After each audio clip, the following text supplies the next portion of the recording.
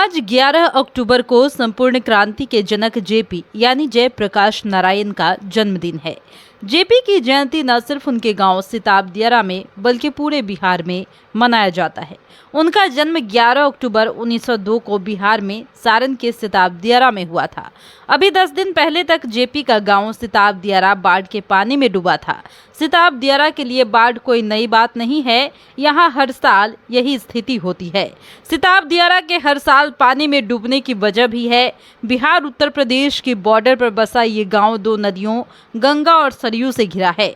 बनावट ऐसी है कि जेपी का गांव न सही से बिहार में है न उत्तर प्रदेश में।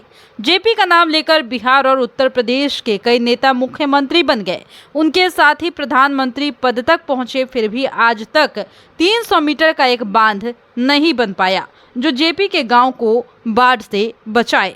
कभी जेपी ने कहा था, मेरे मरने के बाद मेरे गांव की तस्वीर बदल जाएगी। ऐसे में चलिए आज सुनाते हैं जेपी के गांव सिताब दियारा में बाढ़ के बाद क्या हालात होते हैं। असल में जेपी के गांव का नाम सरकारी रिकॉर्ड में कोडहरा नौबरार है। इसे जेपी के गांव के तौर पर दर्ज कराने की भी कोई मुहिम नहीं चली। दोनों नदियों यानी कि गंगा और सरयू से घिरे इस इलाके को आमतौर पर सिताब दियारा के नाम से जानते हैं। यह बिहार के भोजपुर और छपरा के करीब 30 किलोमीटर जबकि यूपी के बलिया से 55 किलोमीटर की दूरी पर है। ऐसे तो गांव उत्तर प्रदेश में बिहार बॉर्डर पर है, लेकिन इसमें बिहार का दखल अधिक है। लगभग 25,000 की आबादी बलिया, आरा और छपरा में बटी हुई है। गांव की एक तरफ आरा का महुली घाट है तो दो तरफ से छपरा और एक तरफ बलिया है। सिताब दियारा में बिहार की 2 और यूपी की 1 विधानसभा सीट है। इसी तरह बिहार की 2 और यूपी की 1 लोकसभा सीट है। इस साल सितंबर के आखिर में आई बाढ़ का पानी पूरे गांव में घुस गया था। करीब 1 हफ्ते तक सिताब दियारा के लोग पानी के बीच रहे।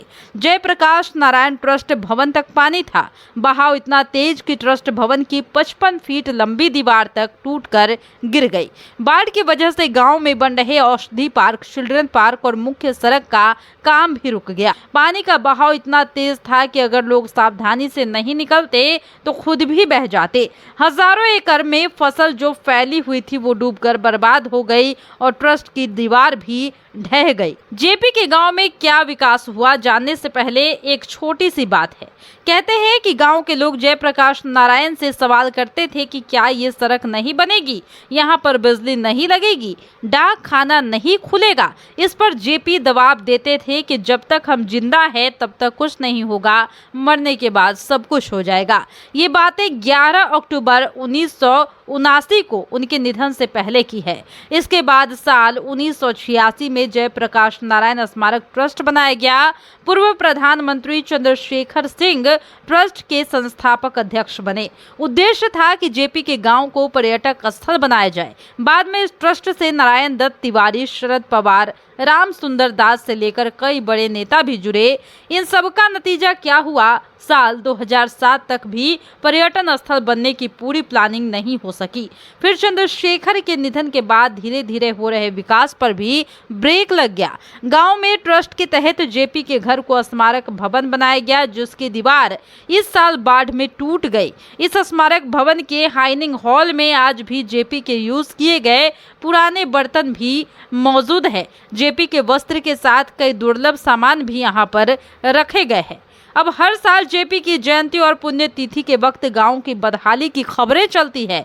इससे ये हुआ कि गांव में अब सड़क बन गई है, स्कूल भी है, बिजली भी ठीक ठाक रहती है, लेकिन सबसे बड़ी समस्या आज भी वही है, यानी कि आज भी बाढ़ एक बड़ी समस्या सिताब दियारा में बनी हुई है।